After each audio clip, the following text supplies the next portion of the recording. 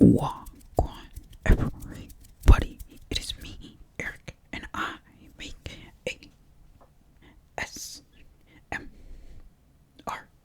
I probably did that wrong, and I'm sorry. But today we got a little different video for y'all. Oh, first of all, hope each and every one of you is doing blessed. You looking in the camera right now, or looking through the screen. I hope you are doing blessed. Alright. So again, today's video is gonna be completely different. Something you've probably never seen. Again, once again, two videos that you've probably never seen in the ASMR community.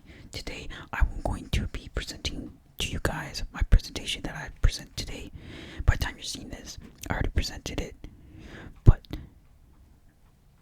since it is exactly 3:56 a.m. and I present at 11:30 a.m., I have not practiced whatsoever. So we are going to practice. Me and you are going to practice. So I'm going to show you with my phone and I'm going to read off my script because I don't know my script yet. But me reading out my script will help me. Okay, cool. Alright, so let's hope you guys enjoyed and let's get started. Alright, this has to be at least 15 minutes or less. Okay, so how do we, I'm not told, this is gonna be so awkward. Okay, so the title of the, I will be doing my critique on the K-pop success, how big and why so fast by I don't know the author's name, Patrick A. Mercelin and Wong Q Shin. Alright, so this first slide, bam, is what I'm gonna ask the class, right? Can you name any K-pop artist group? We have to ask this because class engagement, some BS like that. Guys, it's BS. Anyways, yeah, can you name the K-pop artist or group? If you can't, that's unfortunate. If you can, that's great. Okay, so first, we're gonna go into the brief overview. So, and quick summary. So, the article main research question is how and why did K-pop get so big so fast globally? Firstly, okay, the study uses economic approach to determine the research question, as authors found that there would be no logical way to determine this answer. The study then breaks down into three sections in an effort to resolve the research question. Section 1 covers the concrete proof that there is a reason to be answering and asking the research question in general. Section 2 covers the actors that are in play for aiding in the success of K-pop. The final section covers how the exports have been so fast and successful. I'm not sure if you guys can see this. I hope you guys can.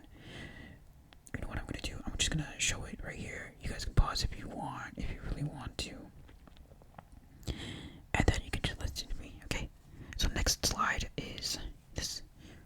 And I would be saying, remember this guy? I sure do. One may think that he's the reason that K-pop has become so successful, but we'll soon find out that K-pop was already on the rise and Psy basically added fire to the fuel. Okay, so this is section 1, guys. Section 1.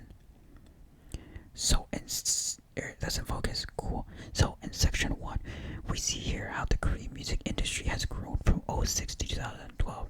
Here we see that the total sales and value added on an average has increased by 11 to 12% per year, which is 3 times larger than the Korean GDP itself. If we look at 2010 to 2011, so yeah, you can see 2010, 2011 there.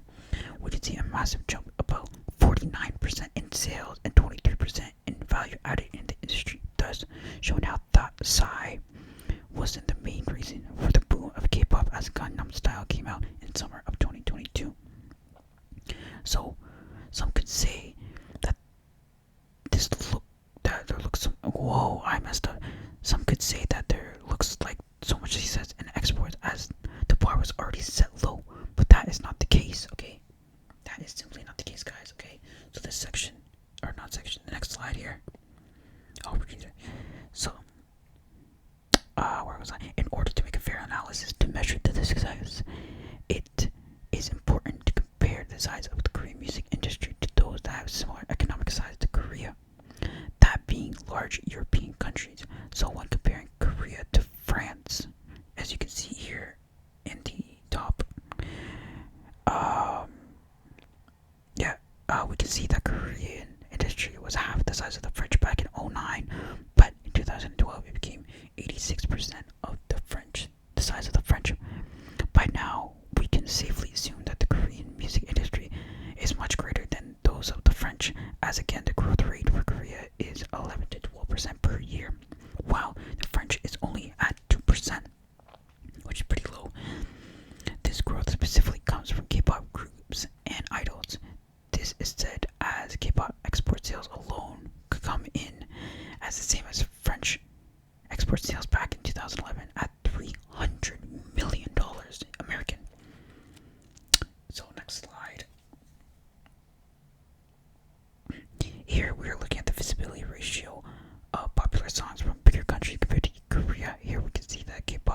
has a 60% higher visibility ratio compared to English-speaking performers who are in the market that is much bigger than Korea's. A case could be made that said that Koreans have heavy bias towards their homeland artists, but that is simply not true, as I showed just now, as Gangnam Style was enjoyed by more of the rest of the world rather than Koreans themselves. Fun fact. Alright, next slide.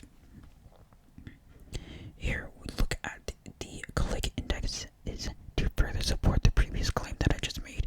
We see that Japan, Taiwan, USA, Vietnam, and Thailand all have higher click indexes than Korea, meaning that those in those countries click and view more K-pop than those in Korea as of 2011. This shows that K-pop has been more successful on a global scale, as even countries with no cultural ties to Korea are found as the top countries with for click indexes. These countries being Saudi Arabia, Chile, Peru as an example. These are due to the successful business strategies implemented by firms SM and YG, which will be discussed later. Now, on to section number 2. Oh, you can see that. We now look at the actors that helped guide and made K-pop successful. These actors are K-pop firms and Korean government. The Korean government, without K-pop in mind, created internet infrastructure, which was considered far ahead from the rest of the world at the time, and the K-pop firms used this as their competitive advantage. With that, K-pop firms were first to realize the advantage and figured out ways to market and distribute K-pop performance around the world. Okay. These strategies used by the firms were that they chose the right type of performance to produce. These are visually, sorry guys, you can't even see it. These are visually stimulating performances that put more of an emphasis on dancing and lights rather than singing. They realized that with the help of web portals like YouTube at the time and phones and tablets, they could profit from these performances and become more permanent with an online presence to reach out to consumers globally.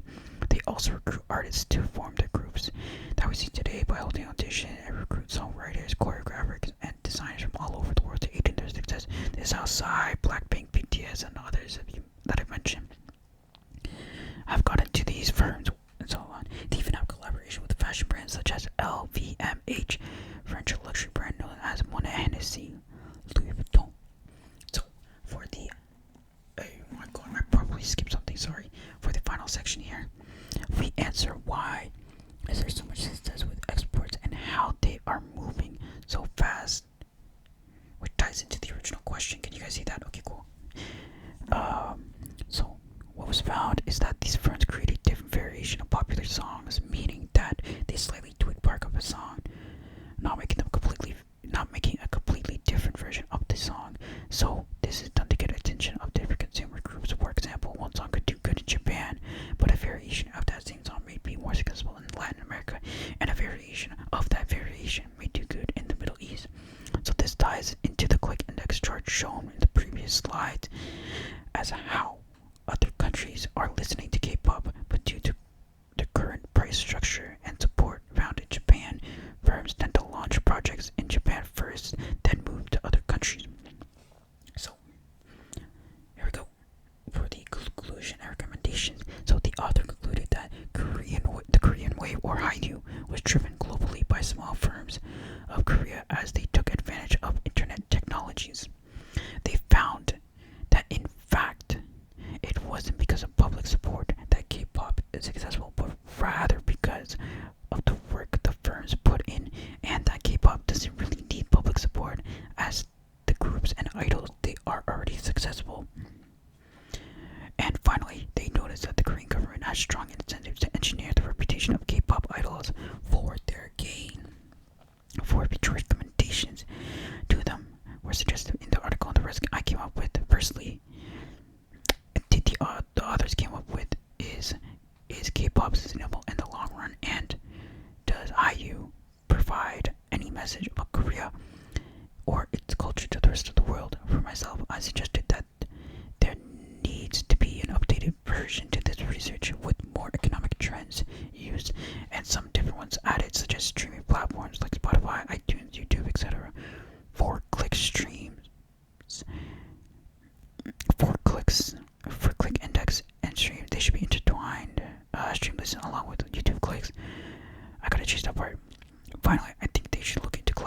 outside of music, like I'll show in the next slide. Here we go. The next slide here with the collaborations, okay? So BTS did collaboration with McDonald's and Chat Time. And before these collaborations, I had no knowledge surrounding K-pop. Now, there is a Chat Time and McDonald's. There are Chat Time and McDonald's franchises in East Asia, but these collaborations gave K-pop an entrance out here in the Western world that we probably, me and you, live in. And then there has been like song collaboration between Western artists, such as the one I have here on the thing, on the slide, with called SG with DJ Snake, Lisa from Blackpink, Megan Thee Stallion, and Azuna, amongst many other collaborations that are already out. For the critique part here, I'll leave it up for a bit. For the critique part, here we'll discuss the following. For the importance of the research, I would say this research is still important and relevant, as this gives us a better understanding of the firm's strategy and tactics used to make K-pop more successful. It gives insight into marketing tactics, and we learn of all the other countries that consume K-pop. For biases, there are none found in the article, since economic analysis is used and no interviews were conducted. If interviews were conducted, there would be potential biases placed, but since this is all secondary data, there is no biases whatsoever. For clarity of research, the question was presented throughout the study and brought up more than once. For my final thoughts of the research, I found that the information is relevant but also outdated, as I mentioned. I agreed that it was the right approach to use economic analysis to answer the question, as myself cannot think of any other way to truly answer this question, as secondary data would suffice more over primary data. Something I also forgot to add is that I think without public support, the K-pop stars wouldn't be successful. I know the authors concluded that these K-pop stars would be successful without the public support, but I have to disagree with that. Yes, the firm did do a great job of getting K-pop known across the world, but if fans weren't enjoying it, why would it be successful? This can be related to the jazz case that we did, where consumers would stray away from the genre, and why there's a decline of interest, because public support went down. And yeah, that is my presentation. Hope you guys enjoyed. That was under the time limit too, which was max 15 minutes, but over 10 minutes, so that's cool. That is also great. Hope you guys enjoyed this. I know you guys want to hear me whispering and whatnot, so I provided y'all with whispering. Whoopsies.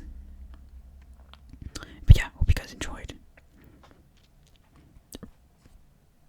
I'm working on the stuff that you guys recommend me in the comments, but given with what I have, but just let me know anything else that you want in the comments. And also, guys, we are almost about to pass in subscribers that I do have Instagram followers, so hit that subscribe button if you want, of course, if you want, because if I could pass my Instagram followers, that shows that I'm a legit in my mind, because like Instagram followers are mostly people I know, primarily most people I know, and here on YouTube I don't know any of you guys personally, so yeah,